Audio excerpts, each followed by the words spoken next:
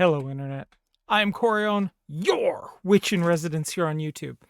And today we're going to talk about King Arthur, but I kind of want to talk about a bit of a larger topic in its regard. Now, for those that are unaware, King Arthur is a 2004 film that it tells the Arthurian legend with a bit of a change. Instead of Arthur being this gallant young boy that would become king, that pulls the sword from the stone and unites a kingdom, he starts this story as a Roman cavalier who is a knight in their employ, and he's doing one final mission. And at the end of the mission, which involves rescuing a Roman family from beyond Hadrian's Wall, he rejoins the Saxon people that his mother is from and goes on to become the king of the Britons. Okay. Here's what I want to get into, though, because I feel like the funny part about this is a story that tried to take a fictional story and make it more historically accurate feeling. The fun part is, I would argue the original Arthurian legend is the exact same thing. And given that I've talked about Gladiator and a few of these other movies, I kind of wanted to discuss that whole idea. Okay? So here's the concept. We take a historical event, be it a battle or a story about a great person or what have you, and we try not to follow the legend as written. We try to follow, this is how it could have actually played out. Now, as works of fiction, this is a very interesting idea, because in doing so, we modernize it almost a little bit, right? I mean, it's not as bad as the modernizations and silliness that comes from something like A Knight's Tale, which is very blatant with it. Think more like Robin Hood, Prince of Thieves, or Gladiator, or what have you. It's supposed to feel historical without actually being based on actual historical events. Okay. Now, to me, what this is saying is somebody loved the story, but they were trying to figure out how it could have actually happened in real life. Now, that's interesting to me, because it makes me wonder if one day down the road we're going to see a genre of modern stories, say something like what happened in the 60s, say Woodstock or whatever, but completely fictionalized and with more modern music, right? The idea is interesting, but the question I pose to you is, what is more accurate? Adherence to the historical or original source fiction, or recreating the legend for others? Now, I'll be honest with you, my favorite retelling of the Arthurian legend is in a book called The 21 Lessons of Merlin. Okay. And in it, it's Arthur as a young boy, and it's the supposed 21 lessons he taught Arthur before they went to go claim the sword and the stone. And they dress it up as a spiritual journey, right? And realistically, I think it's a fairly good spiritual journey. And they also make it not so clear in the book that this is supposed to be a fictional retelling or a fictional idea of how things went, and not really based in reality. They take many, many liberties along the way. with some actual books that I've actually read. So the question becomes, what are the most important components to the Arthurian legend as far as you personally are concerned? Do you care about the relationship between Guinevere and Lancelot and Arthur? Do you care about the magic of Merlin? Do you care about the Knights of the Round Table? Do you care about the Lady of the Lake and the sword Excalibur? Or perhaps Uther Pendragon and Morgana are your favorite components? What is the most important components to you?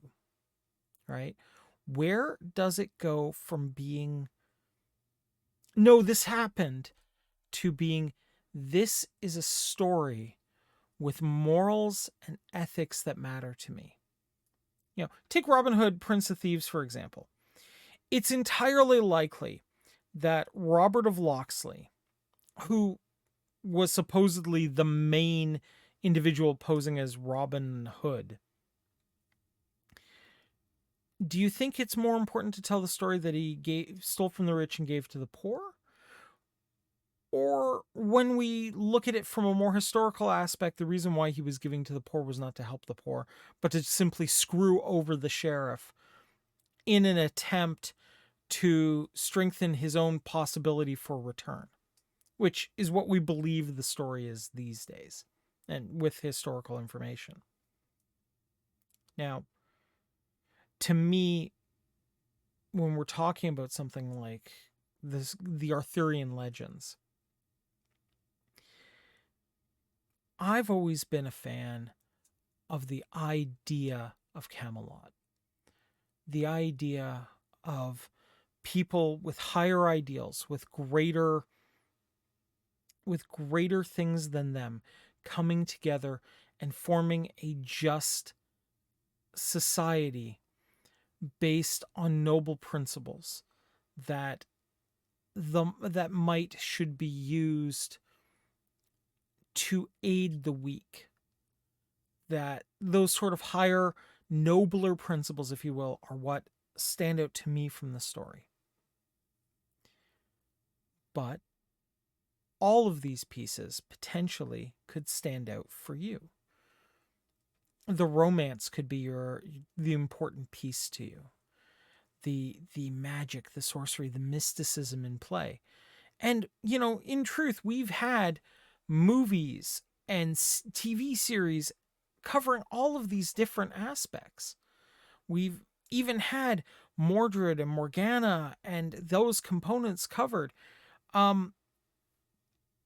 We've seen books. Marion Zimmer Bradley tried to do a similar thing with the Arthurian legend.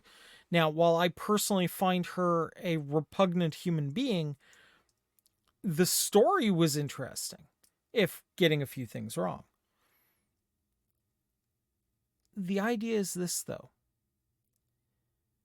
When you're retelling an event to someone, what focus do you put where? Right? Because this applies to your real life.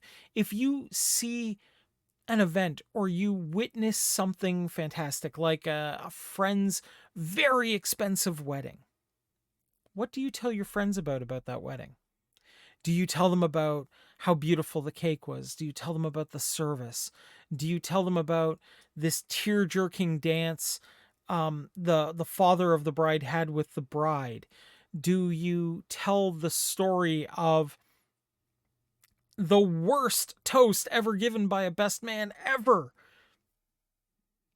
These are the components that make a good story, is what you resonate with and how you relate it. Now, ultimately, the King Arthur movie was a bit of a flop at the box office. It made money, but not a heck of a lot. And further movies like this kind of petered out afterwards.